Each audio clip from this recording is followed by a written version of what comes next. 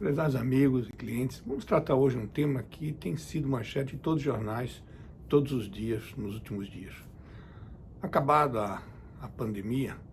que fazia com que a gente tivesse até enlouquecido com tantas verdades e bobagens escritas e faladas sobre ela, logicamente surge um novo tema que ocupa o espaço nos meios de comunicação. E esse espaço se deve a essa triste guerra na Ucrânia.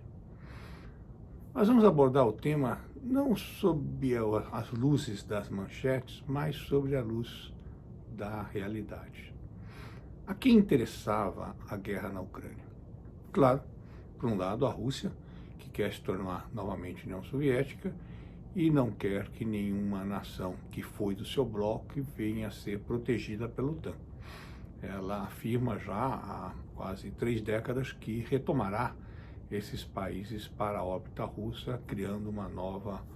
unidade em torno dela para salvaguardá-la das forças da OTAN. Isso não é um fato novo. O próprio presidente atual dos Estados Unidos, o Biden, inteirou-se disso há 25 anos atrás, e mais do que isso, ele acompanhou isso como vice-presidente e agora como presidente da República. Não é um fato novo a intenção da Rússia. Nem surpreenderia o fato de que um país, após colocar 140 mil homens em toda uma máquina de guerra do lado da Ucrânia, não poder se esperar que isso seria apenas para treinamento da tropa. Mesmo que ele seja um grande produtor de combustível e de óleo, esse gasto não corresponderia a apenas uma ameaça. O interessante é sabermos a quem interessa essa guerra além da Rússia. E aí, se nós formos ver as análises feitas com relação à Casa Branca, nós saberemos que desde o início desse governo, a partir do momento em que começou a haver uma deterioração da imagem do presidente, a perca do controle da inflação, o aumento do preço do combustível, que se sabia e que terminava a farra da vacina, nós teríamos, de alguma maneira, uma forma bastante difícil de manter a população ocupada com outro circo fora esse. E o circo montado seria justamente da Ucrânia, onde os Estados Unidos previa, ou pelo menos a Casa Branca previa, de que a Rússia atacaria de uma forma violenta a Ucrânia, que a Ucrânia não teria como se defender, mas que o povo aguerrido da Ucrânia não se deixaria levar apenas por ameaças, e aí se estabeleceria uma guerra de guerrilha, uma carnificina no país, que ocuparia os olhos do mundo durante muito tempo, tirando a preocupação maior da população americana com relação à inflação, com relação à invasão que os Estados Unidos está sofrendo de pessoas de outros países que entram pelas fronteiras livremente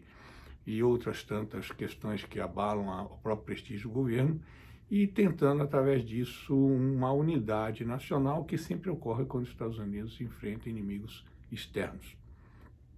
Até agora, a expectativa da Casa Branca tem dado certo. O desvio de atenção da população com relação à inflação e outros pontos falhos da administração atual têm sido voltados para a preocupação com a Ucrânia, e o mais importante, o governo encontra uma boa desculpa para dizer o porquê do preço do petróleo, embora encontrou o petróleo a menos de 2, a pouco menos de 2 nos postos de gasolina, e já havia chegado a 4 ainda antes da guerra em si. Mas a população normalmente tem uma memória fraca, e daqui a alguns meses será dito que a inflação e o preço do combustível se deve à invasão russa. Logicamente, não combinaram tudo com os russos, como diria o nosso querido Garrincha. E com isso, algumas coisas estão saindo fora do controle.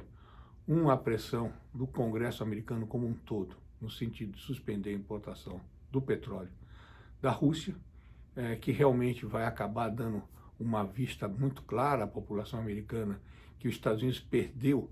a guerra do combustível ao suspender a produção interna, entregando esta compra aos russos, financiando a guerra, inclusive, e também a população vai acabar se dando conta que as ações de chamadas assim de restrições à Rússia por conta disso, ou qualquer nome que se queira dar a isso aí, não surtiram efeito nenhum, porque o próprio presidente da Ucrânia tinha dito de que se era para fazer alguma sanção, que essa sanção fosse feita antes da invasão, não depois, que a sanção feita após a invasão é apenas uma questão de satisfação pública. Por outro lado, também não combinaram com algumas autoridades europeias que estão sendo pressionadas pela sua própria população a tomar ações mais efetivas contra a Rússia, e com isso aquelas sanções iniciais que visavam apenas a satisfação do público interno americano, como foi no State of the Union recentemente feito, deixariam de cumprir a sua função básica, que era criar uma unidade de união da população americana e dos dois partidos em torno do seu presidente. Seguramente, se todos chegamos a esse ponto, é pela fraqueza, incompetência ou má fé do atual presidente que levou os Estados Unidos a essa perda da autonomia que tinha até o governo passado na produção de combustíveis, e agora, faltando esses 800 mil galões, ele tem que comprar da Rússia, ou teve que comprar da Rússia, pagando o preço que a Rússia determinasse, e com isso financiando a não querida guerra com a Ucrânia. Haverão mudanças, o governo está sendo pressionado a sair desse financiamento indecente à guerra e passando a ter que